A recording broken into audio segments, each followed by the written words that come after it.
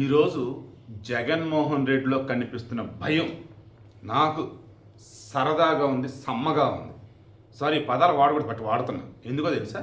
ఆ మనిషి ఈరోజు ఓడిపోయి, దట్ మీన్స్ ముఖ్యమంత్రిగా పదవి నుంచి దిగిపోయి 11 స్థానాలతో ఉన్న గణేష్ గోల్డ్ తాకట్టులో ఉన్న బంగారాన్ని విడిపించి కొనబడును. సంప్రదించండి 9966611144.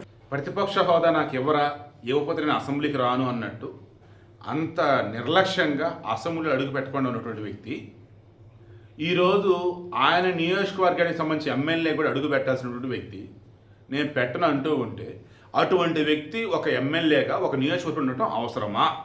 వద్దు కదా. అందుకే హ్యాపీగా ఉంది అన్న. ఎలా? ఆ నియోజకవర్గంలో ఆయన ఓడిపోబోతున్నాడు అన్న విషయం జగన్కి అర్థమైంది. అదే విషయాన్ని ఆయన ఎక్స్ప్రెస్ చేశాడు. ఎలా? పశ్చిమ బెంగాల్లో మమతా బెనర్జీ ఓడిపోయింది చూసారా? తమిళనాడులో స్టాలిన్ ఓడిపోయి చూసారా? ఎలా అనుకున్నారు? స్పెషల్ ఇంటెన్సివ్ రివిజన్ సార్, దాన్ని తీసుకొచ్చి పశ్చిమ బెంగాల్ ఓట్లు తొలగించారు.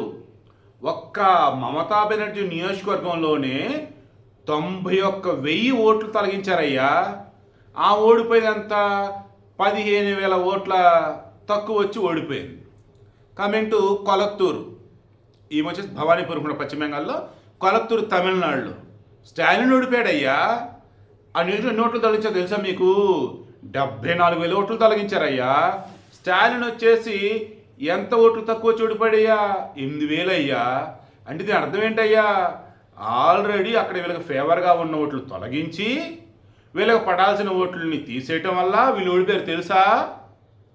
అంటే ఏం చెప్తున్నాడు? రేపు పులివెందులలో కూడా ఈ స్పెషల్ ఇంటెన్సివ్ రివిజన్ వల్ల ఓట్లు తీసేస్తే అప్పుడు ఈయన పడాల్సిన ఓట్లు వచ్చేసి పడకపోతే ఇక ఈయన కూడా ఓడిపోతాడు. అదే చెప్తున్నాడు. ఇక్కడ మరలా జగను 2019 ముందు ఏదైతే పాట పాడాడో అదే పాట పాడాడు. ఏంటో తెలుసా? 2019 ఎన్నికలకు ముందు ఏం పాడాడండి? చంద్రబాబు బాధుడే బాధుడు, బాధుడే బాధుడు. ఆర్టీసీ ఛార్జీలు చంద్రబాబు నాయుడు పెంచాడా? కరెంట్ ఛార్జీలు చంద్రబాబు నాయుడు పెంచాడా? పెంచలా. కానీ బాధుడే బాధుడు అంటే ఎర్రి బాబులో లెక్క, పిచ్చోలో లెక్క నమ్మేసి జగన్ ఓట్లు వేశారు. గెలిచాక చూపించాడు. బాధేడు బాధేడు బాధేడు, ఓ అమ్మ బాబోయ్ నీకు దండోరా నాయన అని చెప్పేసి జన తమ ఓట్లతో బాధలా చేసుకున్నాడు. కరెంట్ ఛార్జీలు పెంచి, బస్ ఛార్జీలు పెంచి, బాబోయ్ ఘోరాతి ఘోరం కదా అని ఛార్జీలు పెంచింది. అలా ఇప్పుడు ఏం చేస్తాడు తెలుసా? 2024 ఎన్నికలకు ముందంట టీడీపీ వాళ్ళంట ఓట్లంట ఎక్కువ నమోదు చేయించారంట. మరలా వినండి. పశ్చిమ బెంగాల్లో, తమిళనాడులో ఓట్లు తొలగించడం వల్ల అక్కడ ఉన్నటువంటి ముఖ్యమంత్రులు ఓడిపోయారంట. ఇక్కడంట ఆంధ్రప్రదేశ్లో అంట ఓట్లనంట పెంచారంట, తొలగించడం కాదు, ఓటర్లను పెంచారంట. అందుకని జగన్మోహన్ రెడ్డి ఓడిపోయాడంట. ఏమండి, 2019-24 మధ్య ముఖ్యమంత్రి ఎవరండి? జగన్మోహన్ రెడ్డి, చంద్రబాబు నాయుడు అండి. అసలు ఈయన ఉద్దేశంలో ఎర్రి పప్పలు అనుకుంటాడండి. వాళ్ళ ఉద్దేశంలో ఎర్రి పప్పు అంటే బుజ్జినాన్నలు కదా. కారుమూరి నాగేశ్వరరావు ఎవరు? తణుకు, ఆయన అదే కదా అన్నాడు.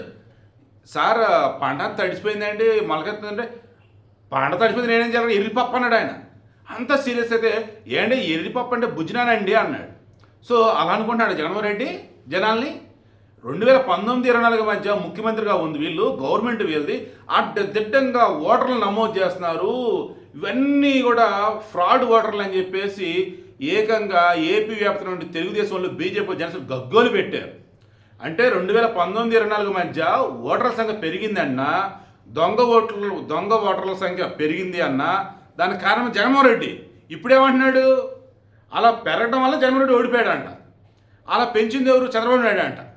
ఏంటి చంద్రబాబు నాయుడు ప్రతిపక్షంలో ఉండి ఓటర్ల సంఖ్య పెరిగేలా చేశాడా? అరే ఎన్నికల అధికారులు కూడా సీరియస్ కదండి. ఏందా ఇదంతా అని చెప్పేసి జగన్మోహన్ రెడ్డి హయాంలో అడ్డదిడ్డంగా ఎక్కువ ఓటర్లు నమోదు చేయాలి. మాస్టరు అదేంటిది ఎమ్మెల్సీ, గ్రాడ్యుయేట్ ఎమ్మెల్సీ అండి, గుర్తుందా మీకు? గ్రాడ్యుయేట్ ఎమ్మెల్సీ అంటే డిగ్రీ పాస్ అయిన వాళ్ళు వేయాల్సిన ఓట్లు, ఎమ్మెల్సీకి సంబంధించి మెంబర్ ఆఫ్ లెజిస్లేటివ్ కౌన్సిల్. ఎవరండి అక్కడ వచ్చి ఓట్లు వేసింది? తిరుపతిలో అండి. నాకు బాగా గుర్తు, టీవీ5 అనుకుంటా ఇంటర్వ్యూ చేసింది. వెళ్ళి మైకులు పెడితే ఏమ్మా ఏం చదువుకున్నారమ్మ అంటే ఒక 8 అంది, ఒక 10 అంది. అమ్మ ఇది ఏ ఓట్లో తెలుసా అమ్మ అంటే, తెలుసు సార్, మాకు ఓటు ఉంది, ఎల్లమని చెప్పారు వచ్చాము అని చెప్పేసి అన్నారు. అమ్మ ఇది గ్రాడ్యుయేట్ ఎమ్మెల్సీ గ్రాడ్యుయేట్ ఓట్లు అంటారమ్మా, డిగ్రీ పాస్ అంటే మాకు అవన్నీ తెలియదు సార్. మా వార్డు మెంబర్, దాన్ని ఏమంటారు, వార్డు మెంబర్ కదండి, వార్డు వాలంటీర్ వచ్చేసి మాకు ఓటు ఉంది వెళ్ళమని చెప్తే వచ్చామండి అన్న. ఇది వైసీపీ బతుకు. తీరా అప్పుడు ఓడిపోయి కూడా ఏంటి అటువంటి దొంగ ఓటర్లతో ఓట్లు లేపించుకొని కూడా చిత్తుగా ఓడిపోయారు. వైసీపీ అధికారం ఉన్నప్పుడే ఓడిపోయారు ఎమ్మెల్సీలు. అప్పుడు మరలా అడిగితే సజ్జలు ఏమన్నాడండి, మా ఓటర్లు వేరే ఉన్నారులే, వీళ్ళు కాదు మా ఓటర్లు ఏమన్నా కదా అన్నాడు. వాళ్ళ హయాంలో దొంగ ఓట్లు జాయిన్ చేయించడం, దొంగ ఓటర్ల చేత ఓట్లు వేయించడం, ఇవన్నీ చేసి కూడా ఓడిపోయారంటే ఎంత దారుణంగా ఓడిపోయినట్టండి వాళ్ళు. ఈరోజు ఏమంటున్నాడు, ఆ ఓటర్లు పెరగటం వల్ల ఆ ఓట్లు చంద్రబాబు నాయుడుకి పడి మాకు పడపడం మేము ఓడిపోయామన్నాడు. అదేంటే ఆ ఓట్లు జాయిన్ చేసి చంద్రబాబు నాయుడు అంట. అస్సలు సెన్స్ ఉందా? నిజంగా చెప్తున్నా, నేను జగన్మోహన్ ప్రెస్ మీట్కి ఏ రోజు పోలా. ఒకవేళ నేను కనుక వెళ్తే ఆయన క్వశ్చన్ మనం మాట్లాడుతున్న మధ్యలో ఆపి అడుగుతున్నాం. మరి ఒక్క జర్నలిస్ట్ మరి ఎందుకు మాట్లాడారో నాకు అర్థం కాదు. మేబీ అక్కడ ఎవరు ఉండరేమో, కేవలం మైకులు పెట్టి బయట ఉండాలేమో.